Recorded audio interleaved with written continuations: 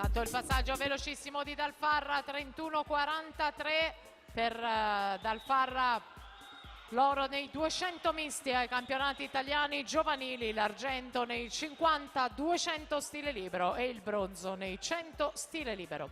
Per la seconda serie della categoria ragazzi 2099 sono ai blocchi di partenza. In corsia 1 Giacomo Gatti, in 2 Luca Gobbo, Davide Martello in 3, Pietro Cirillo in 4, Alessandro Marchi in 5, Edoardo Rossi in 6, Luca Pecorin in 7, Finotto Stefano Finotto. E intanto si impone Mattia Dal Farra 1:05:95.